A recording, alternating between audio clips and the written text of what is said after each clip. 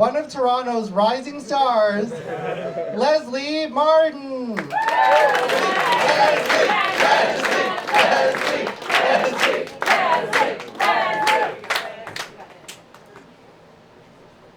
Makes me feel very young, so thank you, rising star. So how are you guys all doing? Everybody doing all right in the gray days of January? Anybody else suffer from what I do, seasonal affective disorder? Yeah, it's like, no vitamin D, and it affects every aspect of your life, but you gotta just keep going. You gotta keep trying to do the things you always do. Like, I keep dating, I just sleep with people a lot faster. But it does change slightly how I go about it. Like, for example, online, instead of looking at the pictures, I'm just looking for the Bell Let's Talk frame. Which, as a side note, I think we can agree it's very badly timed. January 31st.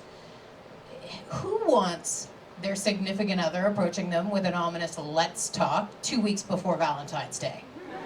That fucking sucks. But some of the other things that are different, like, for example, once we get chatting, I might ask somebody normally, do you eat ass?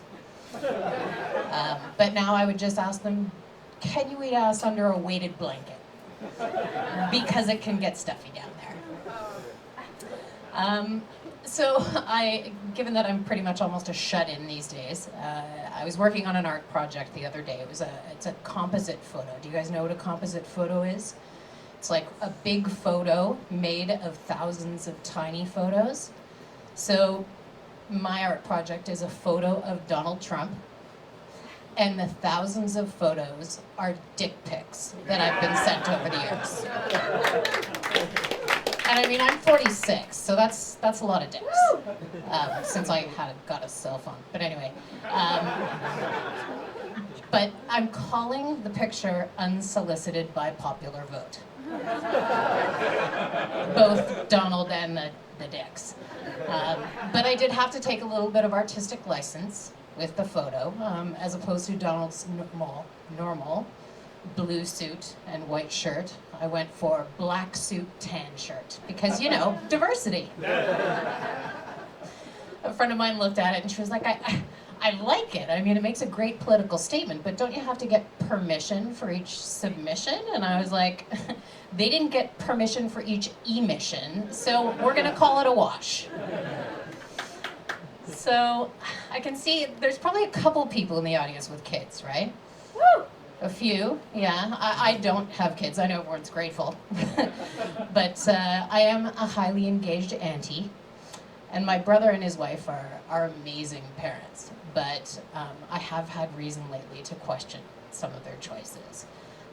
For example, at Christmas, my nephew got scented markers, which I'm convinced now are the gateway drug to vaping. Or huffing paint, if you want to take it even further. I mean, he's running around sticking them under our noses like a full-on fucking dealer. And I'm thinking, this kid is heading down a dark path. Like, as further evidenced by the fact that he also got a chess set for Christmas. And I said to my nephew, well, do you want to try playing? I'll show you how the players move on the board.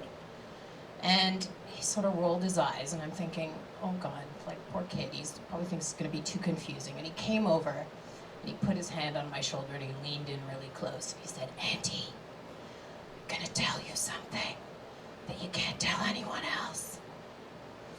I will cheat. I was like, who is this fucking kid? Like, give him 10 years, he's gonna be counting cards in Vegas. But it did actually make me, or it answered a question for me that I've been wondering for a while, which is I had seen a while ago this story on the interwebs about a woman who poured water on her sleeping infant as revenge for keeping her up at night. It's like, okay, I've pulled a few all-nighters. I know sleep deprivation's a bitch, and it can make you do some crazy things. And I'm not for waterboarding infants. But it does or bring up a question for me that I've always wondered about, which is how old is old enough to prank? Like, obviously 6 months might be too young, but, next time I do the school run with my nephew, can I tell him his new family will pick him up at the end of the day? He's 5. Too soon? All right. Thanks very much, everybody. Have a great night.